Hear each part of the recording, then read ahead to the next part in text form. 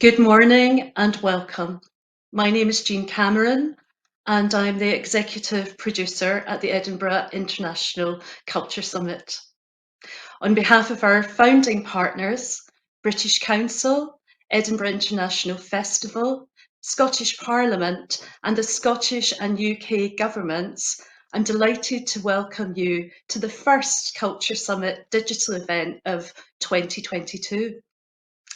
I know that we have attendees joining us from across the world for this session, so I'd like to say Happy International Women's Day to all of you, however you are marking the occasion. Our digital panel today is presented by the Culture Summit in partnership with British Council. And we are thrilled that the Council's Chief Executive, Scott MacDonald, has agreed to be our chair for what promises to be a rich and inspiring discussion. Last year, our digital events programme was delivered in a series of events with the Edinburgh International Festival, Scottish Parliament and Scottish Government.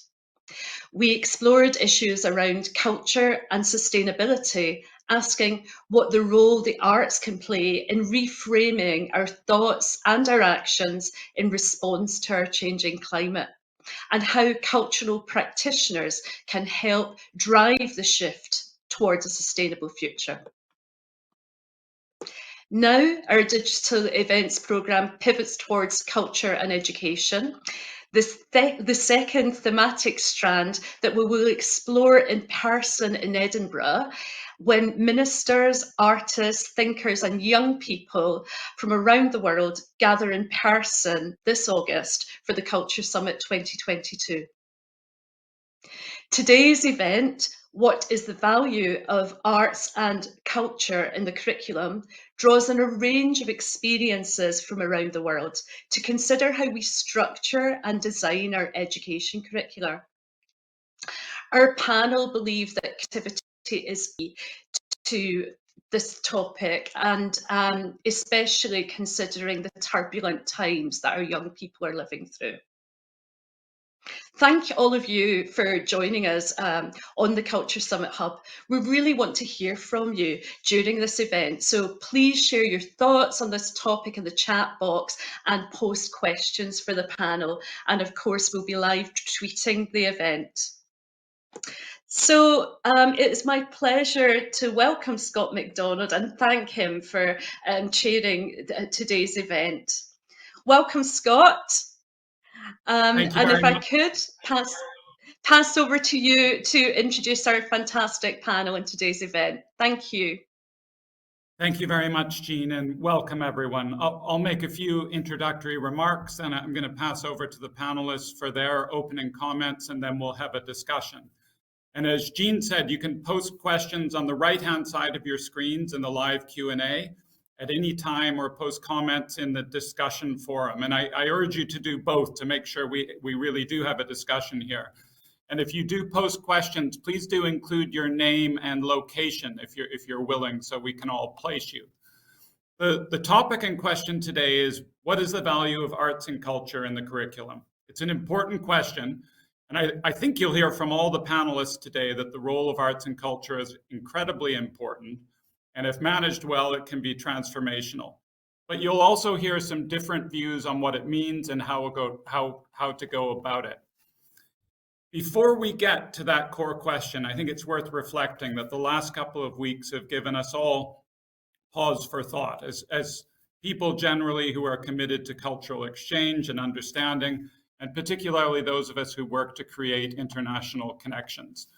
The war in Ukraine shows both the limits of the kind of work we do through arts and culture and the absolute importance of continuing to do that work.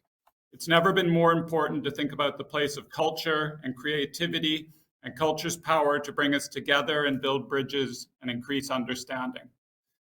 Another reason to take stock is the 2 years of a global pandemic has had an enormous impact on some of the fundamentals of normal life. Most of us have been shut inside our homes and forced to communicate by technology, and that's raised all sorts of questions around our way of life, the nature of society, and what a person needs to really flourish in the community.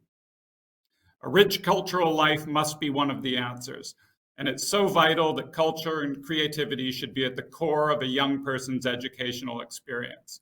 It's essential that young people are offered all the skills they'll need for understanding and navigating what is an increasingly complex world where communication and connection in real life or online has never been more important.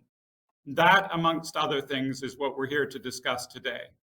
As one of the founding partners of the Culture Summit, the British Council is delighted to see the introduction of this series of digital events.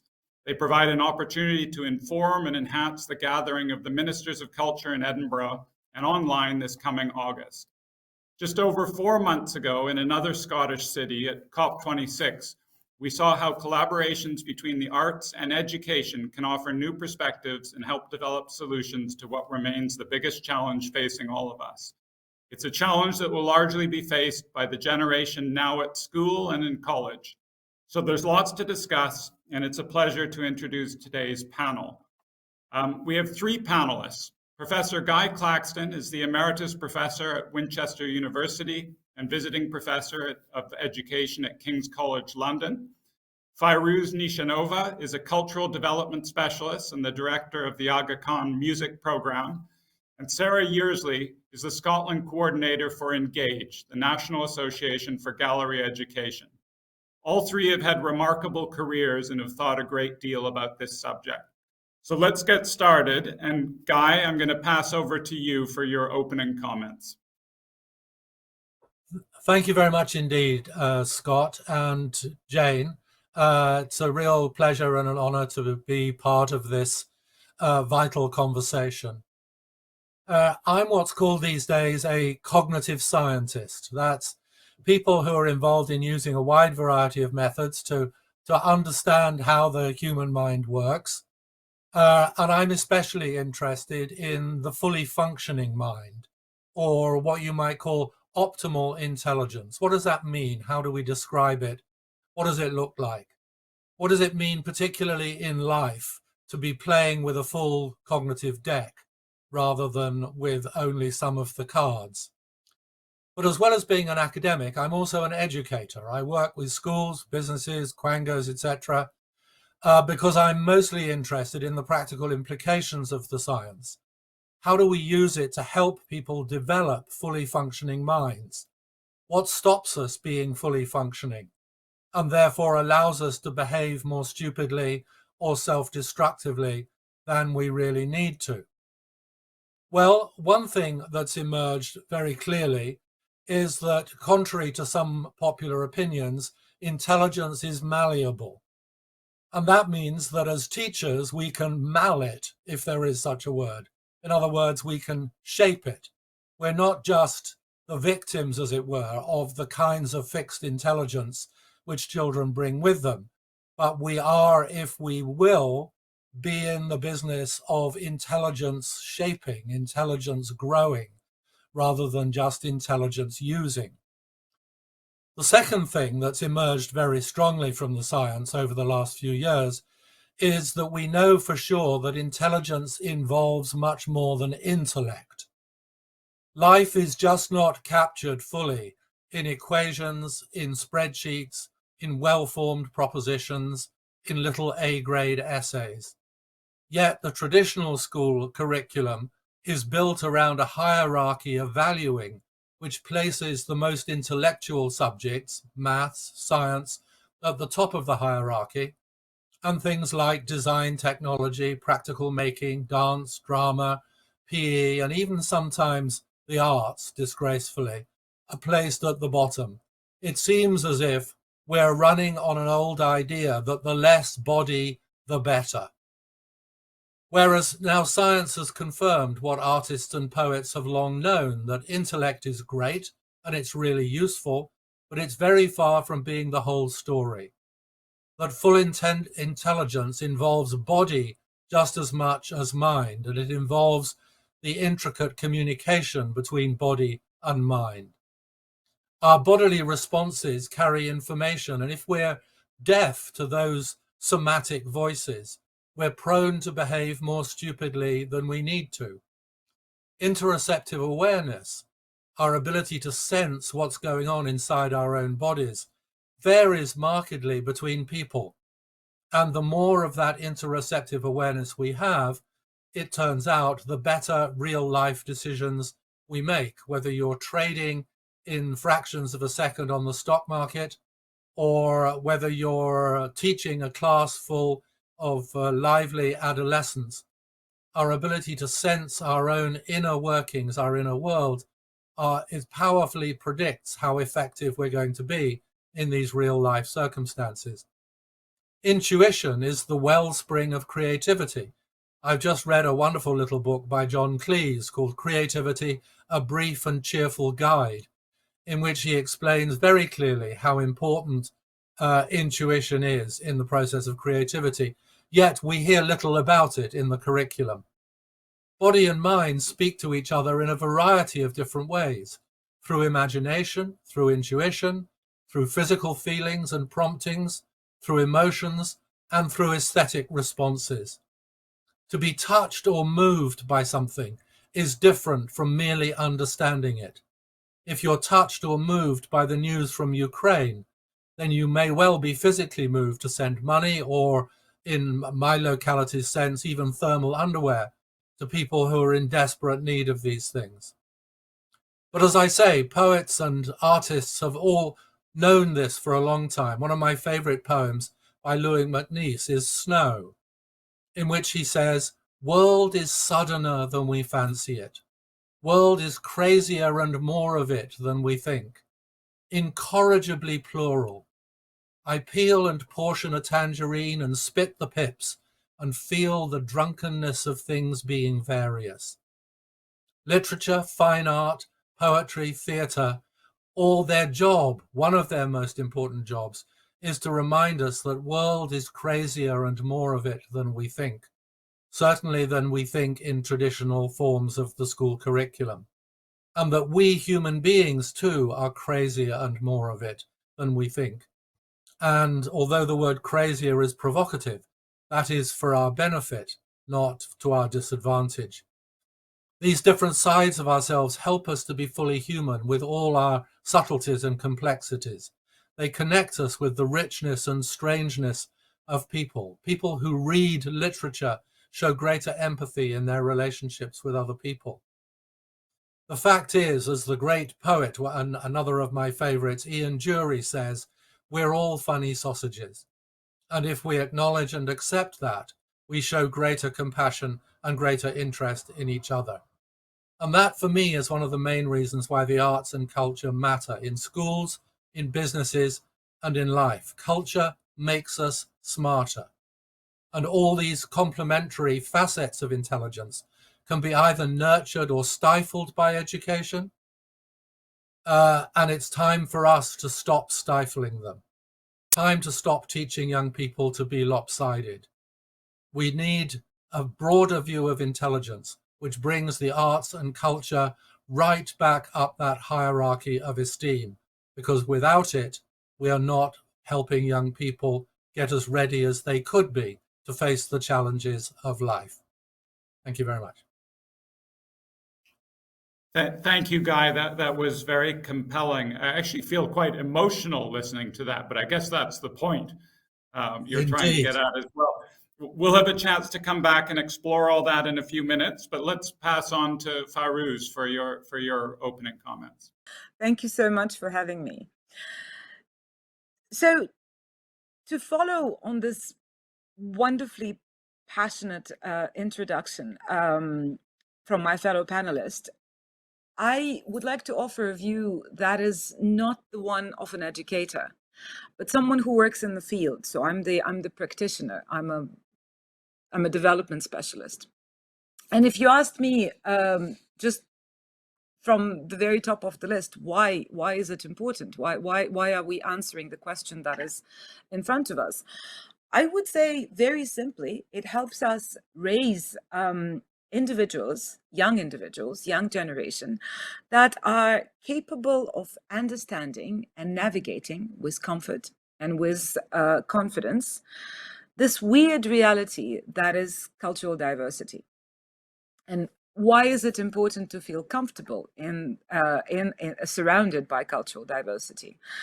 Well, because again, I come to that from a very practical point of view, of having to deal with a generation, and sometimes with two generations, whose pool of artistic and cultural memory has been forcefully removed or modified to the point of becoming unrecognizable through education and through the curriculum that they were exposed to.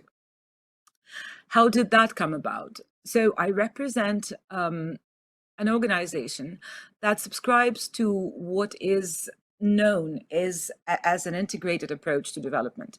That is to say that the development initiatives are seen the most comprehensive and the most useful when delivered together as part of a comprehensive plan in three main areas of development, those being economic, social, and cultural development.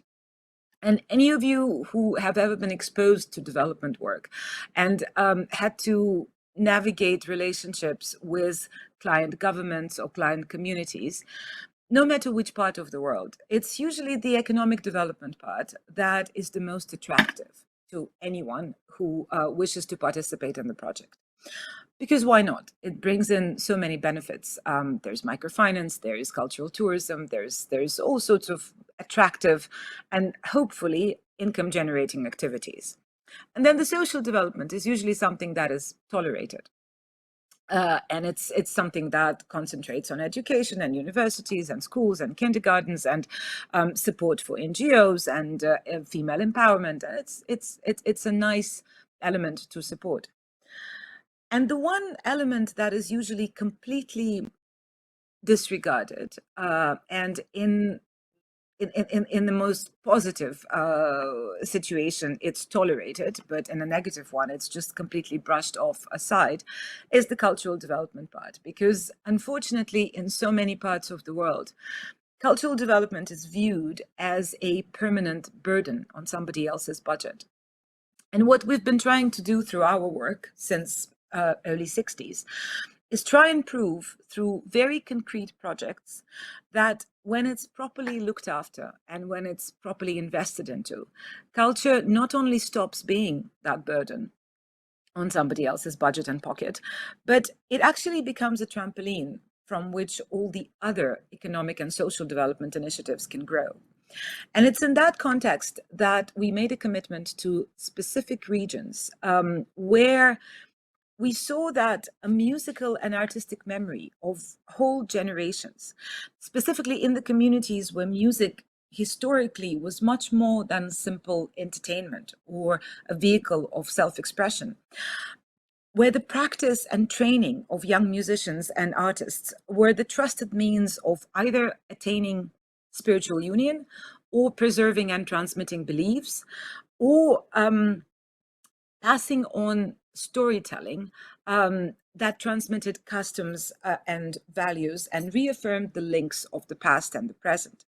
So when the artistic and musical memory of an entire generation is wiped out and becomes the subject of a social experiment, you then deal with a very large-scale movement to modernize indigenous artistic traditions in the accordance with the conventions of European classical music or European classical art. And religious, historic, and spiritual roots of this kind of heritage are wiped out not only from the practice, but also from the curriculum that guides that practice.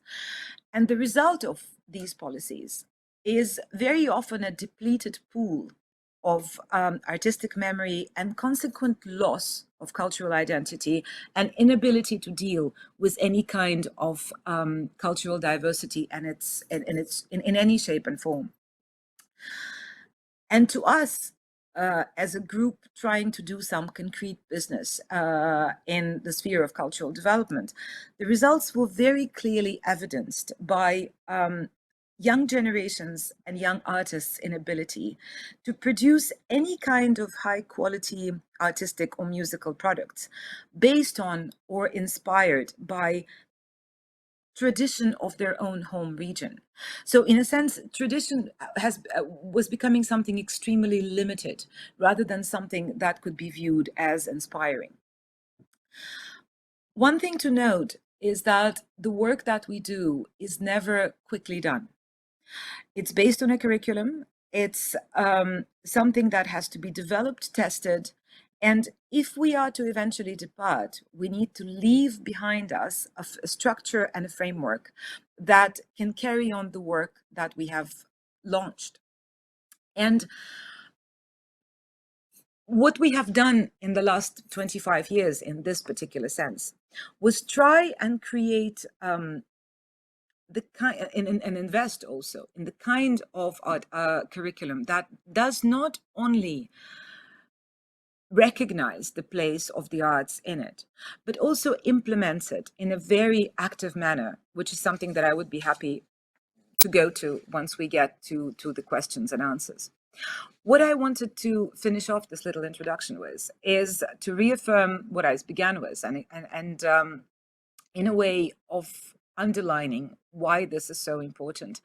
I wanted to quote something that our founder, who guides and shapes our work, has recently said at the inauguration of the Aga Khan Music Awards that we celebrated as another vehicle of celebrating artistic development and curriculum. What he said is that the art is a matter of humanity, just as much as it is a matter of identity. As the traditions have often reminded us for many centuries, the divine spark that bestows upon us as our individuality also bonds individuals in a common human family. In this light, we learn to see our difference in an entirely new way. We can understand that cultural diversity is not a burden, nor a threat. In fact, it is rather a divine gift, an opportunity to learn and to grow, an opportunity to understand and to appreciate the identity of the other, and thereby one's own essential individuality and identity. So the ultimate aim of what we do, while pragmatic and worldly, links our everyday work with something that is higher and greater than ourselves. Thank you. Thank you, Farouz. That's a very powerful and I think complementary perspective from the field of integrated development and cultural development. The one thing that jumped out at me from early in your comments too is how across education or development, we have this economic problem because the cultural piece of both is often thought of as lower economic benefit or as a burden. And it's probably something we need to address very broadly because it holds us back in both regards. Thanks again for those comments. Sarah, let's move on to you for some opening thoughts. Okay, thanks very much, Scott, and to the Edinburgh International Culture Summit for inviting me to speak to you today. And I'm joining you from Perthshire, so I'm about an hour north of Edinburgh. I'm going to give you some background about Engage, and then I'm going to respond to today's question through the lens of my work in the visual arts engagement and participation in Scotland, and with reference to some new research undertaken for us by Queen Margaret's University in Edinburgh. And this research maps engagement with art and design in Scottish education, and also I think will resonate across other art forms. Engage is an advocacy and training network, and our aim is that everyone has the opportunity to engage in the visual arts for their enjoyment and benefit. Our membership of artists, freelancers, and those working in visual arts organisations on engagement and participation extends throughout the UK and beyond. And our members can be valuable and expert partners in supporting schools to deliver transformational arts and cultural education. And this is as much about applying creativity skills across curricular areas as it is about learning through specific art subjects, such as art and design. Access to arts education and the arts are a fundamental right for children and young people, and we know that arts education brings profound benefits. So what is the transformational value of arts and culture in the curriculum? Well, our research tells us that young people recognise the practical skills that can be gained by studying art and design, but they also emphasize the personal, mental health and pastoral benefits. Educators are keen to promote the benefits of studying contemporary visual art and design, especially the transferable skills that can be gained. We also heard that considering a visual arts organisation as a resource for a school often leads to greater, more productive relationships in the long term. Yet, having said all that, there still seems to be a gap between our ambition to be a country where learners thrive and confidently apply critical thinking and creativity skills, and the way that Scotland's curriculum values art and culture and therefore supports the teaching and development of those essential skills. So perhaps we should ask instead, are we valuing arts and culture in the curriculum? And again, through the lens of this recent research, we found that art and design is undervalued at school and at home, and this reflects a wider cultural bias against the arts.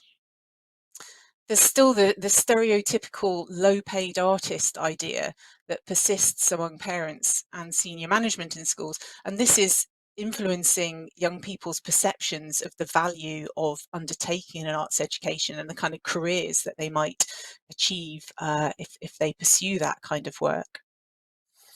Educators believe that the curriculum and exam structure focus too much on technical skills rather than creative or conceptual skills. And importantly, often young people don't see themselves represented in the curriculum, in that the choice of exemplar artists, subjects and media taught can be out of kilter with their experience and interest in contemporary culture.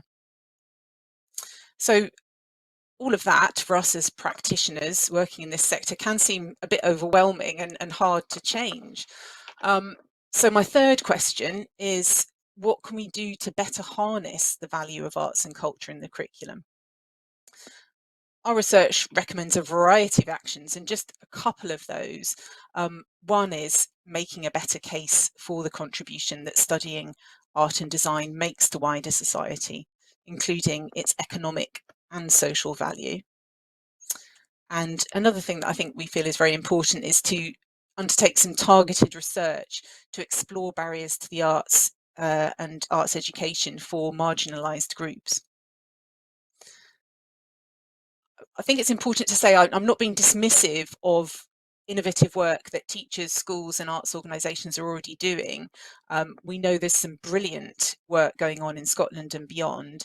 I think the issue is that good access to arts and culture in the curriculum is dependent on having the right individuals or sort of school management in place, and that provision is not consistent across the country and across different schools. So there are some existing programmes, several of which are funded by the Scottish Government, that already are successfully intersecting arts and creativity with education, including the Youth Music Initiative and Scottish Book Trust's Arts Alive programme. That's just a couple of examples. And then there are also fantastic international models, of course, such as the programme that Fayrouz has just told us about. And you could talk about the cultural rucksack approach taken in Norway and in some other Nordic and Scandinavian countries. Now, at the moment, Education Scotland and the Scottish Qualifications Authority are under review, so we have a really good opportunity as an arts kind of sector and collective to learn from and build on the good work that's already happening, but also hopefully be able to sort of drive some change as the curriculum is sort of modified. And this could mean that children and young people would benefit from a more consistent, high-value arts education experience in school and engage more often with our excellent artists and arts organisations. But finally, I just wanted to share this from a 2013 OECD report called Art for Art's Sake. And they concluded, for all children, the arts allow a different way of understanding than the sciences and other academic subjects. Because they are an arena without right and wrong answers, they free students to explore and experiment. they are also a place to introspect and find personal meaning. And I think, kind of probably echoing some of the things that Guy and Fayrouz have said, I'd also add that we should always remember that the arts are a place to find pleasure, fun and joy. And those are incredibly important things for us to kind of share and offer as transformational through arts and culture. I think that's it. Thanks. Thank you, Sarah. I think that it was a nice round out to the three discussions, because you brought us down to the very practical about what is actually happening in schools, the challenges students face in reality and in perception, and some of the proposed solutions. So let me start by asking a question to all three of you that you all touched on in a way, which is the economic one. So from my perspective, the STEM marketing campaign seems to have the upper hand, and they have, convinced the countries, education systems, parents, the development community that education in STEM is the immediate thing you should do to get economic reward in whichever regard you're looking at it in. How do we make the argument how do we make the economic argument for culture and the arts? Why don't we go through the three of you the same order we did the introductions in? Okay. I mean, it begs the question of whether we want to co-opt the arts to make an economic case. But I'll accept your premise, Scott, for the moment. At the heart of economic growth and prosperity is innovation, entrepreneurship, creativity. Creativity seems to emerge from the scientific research as relying on an underlying composite of dispositions or mindsets. It's also very important to say that you need a sound knowledge base. You can't just be creative out of nothing. Creativity is always partly a reaction to, a building on, a challenging of what's already been known. But if our curriculum focuses only on the pragmatics, on the instrumental value of knowledge, without embedding that knowledge in a context which encourages students to be, as Sarah was saying, more innovative, more experimental, to tinker, to have confidence in their own questioning and challenging, if you don't have that coating of concern with the development of what I call, when I'm being at my most professorial, epistemic character, the ability to function well in the face of complex predicaments or unprecedented challenges. If we're not concerned with the development of that set of attitudes, as well as with the development of knowledge and expertise, then we are shooting ourselves in the economic foot. Thank you, Guy. Fayrouz, any views on that question? Sure, but again, I'll come to it from the field point of view. Right, we're known in the development business as the bricks and mortar brigade because we work in 34 countries, and now we just left Afghanistan, and that was not by choice, even though we haven't closed a single office. So they've just been requalified, but we're obviously not able to carry on as before. And but what we've learned when helping develop first, test, and then implement a curriculum, the final answer still stays with the governments in the local regions and with the communities that are interacting with the government. So what we've done is try and feed off the reaction of the community, and then try and use that to leverage the kinds of arguments that we make to the government that determines the implementation, the speed, and the length of the implementation of any given curriculum or educational package. So what we've seen over and over again in parts of the world that are in Asia or in Africa or in Europe or in the poorest communities and in the very well-to-do communities. When culture and arts education forms an integral part of an economic curriculum or a social development project or a package, ultimately they do make them better. Ultimately, they give the youngsters that are supposedly taking over the projects in the end and letting us depart and run away with it and make it theirs. They become so much more confident, so much freer in their own expression, so much freer at taking risks and more comfortable with taking risks, but also recognizing parts of the population, be it elderly, be it women, be it those who traditionally are not seen as the economic leaders in the development vehicle. We ultimately help raise a generation that recognizes and no longer questions the role of woman in a society, or the role of, or doesn't question the fact that a fluency in a language of an artistic expression is something that could be something that lets you off steam, something that becomes alternative source of income, something that binds together your community, something that brings you closer to your children and to your elderlies at the same time. The value of it, when taught from the very beginning, is not something that is doubted by the youngsters. It's only doubted by those who are often the decision makers. But as the youngsters grow and replace the ones who make the decisions, this is where the ultimate power of what we do lies in. Thank you. Sarah?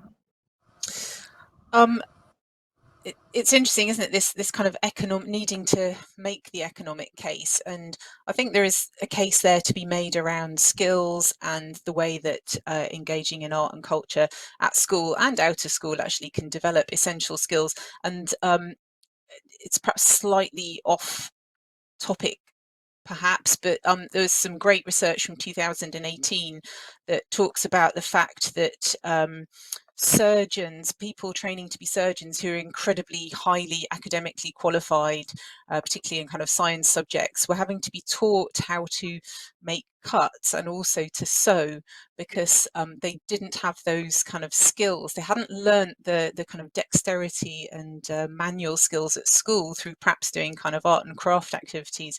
And so then when they got to learning how to operate on people, were having to be taught those skills. So in terms of kind of hard evidence and data around, if you do this kind of stuff at school, then even if you're not going to be a craft maker, you may well be able to use it in your future employment or career. There are some brilliant examples there. So I think, as I said, there's still this kind of, it feels like we still have to keep making the case and presenting the data. Thank you for all of those answers, and thank you for all raising it up one level. I think I must be obsessed about the economics. Running the British Council, I think we've spent nearly 90 years trying to make the case for arts and culture, the economic case. I'm not sure even now we've succeeded. I'm going to take one question from the audience, and then I'll come back to a few more I have. So this one is from Richard Hughes. Why is a curriculum just for young people? It should be for all. We never stop learning, even of old, and we need supporting mechanisms.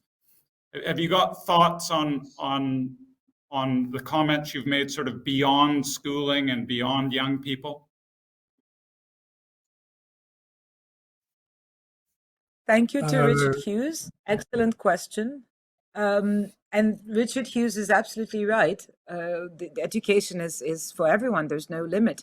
I think we concentrate on the youngsters simply because of their extraordinary ability to carry this forward and also to educate all the rest, their family members, the community members. But I think any curriculum that we try and help create is absolutely adaptable to all ages. The only advantage of the younger audience is their sheer ability to accept something without asking questions that are that are the openness, I think, of their minds is something that is so very attractive to an educator. An older member of the learning audience very often comes with preconceptions, and sometimes it's fascinating to undo those preconceptions and try and create a new perception, new attitude. With youngsters, usually this is just a very empowering experience, because not only do they take what they've received, they also turn it into a product that we as developers or educators very often did not foresee. Thanks, Feroz. Either Guy or Sarah? Sarah, do you want to go? I'll go. Yeah. So yes, absolutely. And I guess when I think about a formal curriculum, then that implies to me something around formal learning, so work with schools. But certainly across the arts in Scotland and the rest of the UK, we have arts organisations delivering brilliant work in a variety of settings, care homes with older people. And so, yes, absolutely. I think arts organisations are totally committed to engaging people with art in, as I say, in all those different settings. And it's that kind of balance between the instrumental value of art in kind of tackling various sort of social questions, but also just delivering pleasure and enjoyment and great aesthetic experience. So yeah, absolutely, I agree that the curriculum, if you want to call it that, is not just about what's happening at school, but in wider society. I absolutely agree. The development, from my point of view, the development of real world intelligence is a lifelong project. And one aspect of that is that we are all, as it were, in remission from some of the messages that we picked up through traditional education. People are often disabled as learners by their experience of being at school and turned off lifelong learning. So on the one hand, in response to Richard's question, I would say in an ideal world, we wouldn't have to worry about a curriculum for grown-ups, because we would all be enthusiastic growers of our own wisdom in our own particular ways and finding our own forms of remedial education. The more pressing, the more crushing problem is the fact that 4 to 19-year-olds have to go to a place that often leaves them feeling that they are useless at learning. And therefore their natural inborn capacity and disposition for lifelong learning is disabled by education. I'd like to add one point to what Sarah was saying before, which I've always found rather interesting. There's some research on surgeons which shows that one of their most potent assets is the power of imagination. That often there are some lovely stories of surgeons washing up in the prep room and talking about what they're doing is not just making their hands sterile, but is imagining the x-rays that they've looked at, which have been taken orthogonally, knowing that their incision is having to go in at 30 degrees to one of those x-rays, and creating a complex three-dimensional image in their own minds of how the operation is going to go. So let's have arts education for surgeons, please. Thank you, Guy. I had another question. If you're someone who's very sympathetic to all the arguments you've made so far, what is the implications of that for the actual role of the teacher or developer?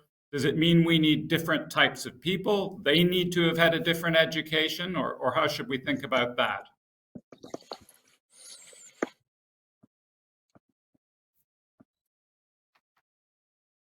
Go ahead, Feroz. I don't want to jump in. We haven't developed signage for who speaks first. And, I'll try to answer that, but I also want to just for 1 second go back to what Guy was saying, because I found it quite striking when he said that 4 to 19-year-olds go to the place of education and sometimes come back damaged. What about 4 to 19-year-olds who have this right to be educated completely taken away from them. Because I'm dealing with separate communities now. One of them in Egypt, one of the poorest areas of Islamic Cairo, where education is considered by the community as something that is completely non-essential. It's non-essential for boys because it takes them away from a workplace. And it's completely non-essential for girls because they just need to learn how to sew and cook and sweep, and then they go off and be married. So that's the situation I encountered in 2001 when I first came to work in that community. And then the second situation was more recently in 2011, 2012, and 2013, when we brought arts and music education into refugee camps outside of Beirut in Lebanon, which housed a very, very large number of Syrian refugees. And so two very different situations, but two conclusions were identical. One, arts permitted children and young adults to express the kind of trauma that no any other form of interaction or therapy was capable of getting out of them. So when we tried asking them to explain what have they been through, what have their families been through, their mind very often closes to that, and they're unable to explain that simply because it's too painful, too potent, and too horrific to explain in words. But when we would ask them to play it, or dance it, or paint it, or draw on sand, the story would come out, sometimes with tears, sometimes with laughter, but it would no longer sit inside them and fester to the point of becoming poisonous. So that was an immediate effect. And coming back to those youngsters, you could see that they've done the same to their parents. You could see that they've gone back to their refugee tent or to their house in the outskirts of Cairo. And they've taken this tool that they just learned, acquired, and spread it around in their immediate household and their immediate community. The second thing was that they understood that something that they've just learned, even if it's simple drumming, was almost immediately a source of both self-expression and also some very basic income, because they could go and share with their families the kind of income that they just received because they played at a local wedding ceremony.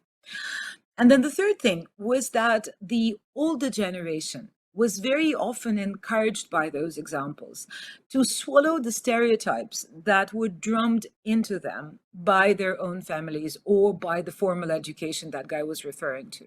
So three very practical, very small examples of how well put together arts curriculum with brilliant and dedicated teachers. That is absolutely cannot even be discussed. The investment into training those kind of teachers is absolutely essential.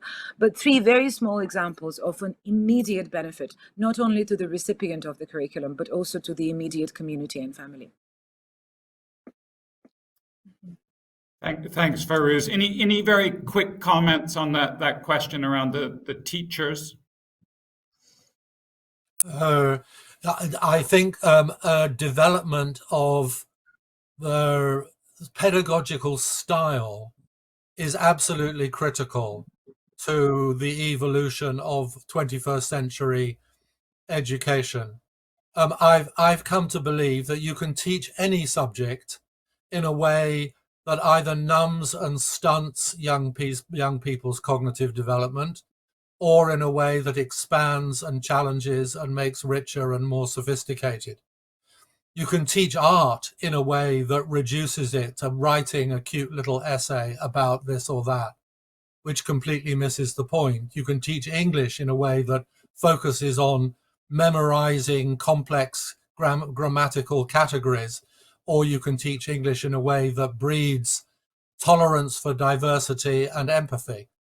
You can teach science in a way that makes you more frightened of making mistakes, or in a way that develops your confidence to imagine and tinker with knowledge that comes your way. But that's a big shift, and it's a big shift that people are looking for around the world through OECD to different national governments.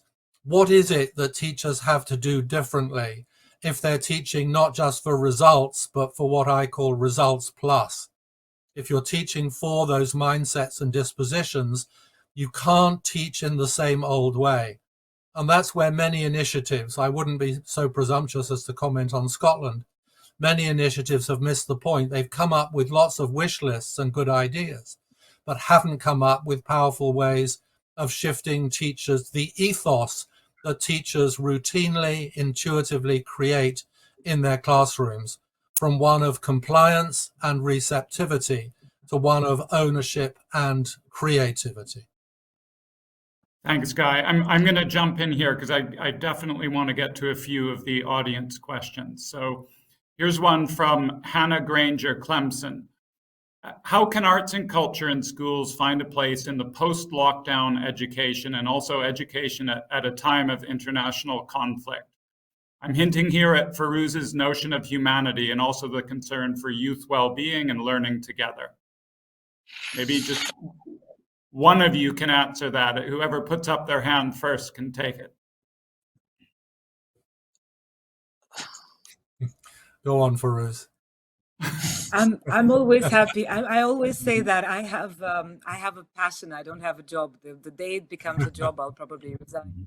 But in our work, it's not even a question. It's something that is again, I've seen firsthand in post-Soviet Central Asia, in post-Taliban Afghanistan, and I'm talking about back in 2003. We'll see what happens to Afghanistan after this passage of Taliban. But I've seen the results of arts and art forms being removed for whichever reason, them being not income generating, them being too connected to the devotional or spiritual side of the community, for whichever reason. I've seen individuals and communities that experienced that for a good 20, 30 years. The results are very sad and the opposite of empowering. So if ever our peers and our governments and those who create and implement and make laws, if they ever wanted to see live results and needed any kind of persuasion, we're right here to provide them. And I think one of the examples of international community coming round to that is the fact that the initiatives that we launched back in the late 90s and at that point really had to persuade people to look at and help us fund are now just multiplying with the speed that I've rarely seen. It doesn't for 1 second mean that we need to stop persuading the powers that be and demonstrating to them on a daily, weekly, annual basis the power of artistic curriculum. But I dare say that this kind of persuasion becomes somewhat easier when the results are so evident and so brilliant that the ones we have at hand. Thanks, Ferouz. Sarah, I'm going to ask you a different question. That one might be too easy. So here's a hard one. How does class impact on the value of arts and culture in the curriculum? That's from Karen Allen from the National Theatre of Scotland. So was that, sorry, I didn't hear, was that class? Yeah, class. Yes. Yeah, okay. Again, I think we have lots of data around where you grow up and perhaps kind of barriers that you might face in your daily life and in engagement with education and school will certainly impact on your experience of education generally, but also in terms of arts education. And I think we also then have some very good models of going into more deprived communities and taking kind of arts education programs like Systema, Big Noise as it's called in Scotland, going into communities in Stirling, and how kind of focused work through the arts can start to make a difference to children's lives, their families' lives, and then kind of ultimately around attainment and kind of their future, I suppose. So yes, I think class does have an impact. In our research, we know that teachers working in more deprived communities in Scotland would talk about lack of resources and how poorer quality resources that they were using in the classroom impact on how they can teach, young people's enjoyment, and also then the perception of families around the value of undertaking a kind of arts and cultural education. So there's this kind of circle of impacts, I think, of class. But yes, I mean, I think it's well documented. It's something we need to continually think about and always bear in mind when we're having these discussions that access to arts education is a right for all children and young people. Thank you, Sarah. And unfortunately, like all good discussions, it has come to an end too soon. And I'm going to need to wrap us up because we only have a couple minutes. But let me make just a few closing comments. I thought, Guy, you started this terrifically well, and the words will stick in my mind around this all being about a journey to sort of optimal or full intelligence, and the responsibility on all of us, but particularly educators, to make sure we're actually on that trip towards full intelligence, because otherwise, we're wasting our minds. And as you said, we make stupid, unnecessary mistakes, and tragedy may ensue after that. And we may be seeing some of that go on in the world now as we speak. I think you also had some really interesting points about, the link between body and mind, about intuition being something that is missing from education. And I liked your comments around, the difference between being touched or moved versus understanding. And I think it's something quite profound that we need to think about. Farouz brought us a completely different perspective, but in many ways they fit perfectly together, because she's talking about, what is happening in the field, what is happening in development, and what is cultural development's role in overall development. And as she described the work they do at the Aga Khan Foundation, this whole concept of integrated development. And that ultimately a lot of what she talked about is about humanity. It's about more than the process of development itself. And Sarah talked, and I mean this in a positive way, very practically, about the visual arts in the curriculum and what that means. And if you're a student studying the visual arts, how does it feel? How do you feel about your opportunities, whether they're in general or economic? And what are the practical things we can do in a system to make you feel better about those, so we can attract more people and we can get the results we want. So I think all interesting. I'm convinced by all of it, and I think it sits very, very high on the agenda of the way we need to shape curriculums and development and many other things in the years ahead. So let me say thank you very much to our panelists. You were all marvelous. I thought terrific, and the contributions were very helpful. Thank you to everyone who joined, and thank you to the organizers at the Edinburgh International Cultural Summit. This is a terrific series, and I hope everyone can join future editions. Goodbye.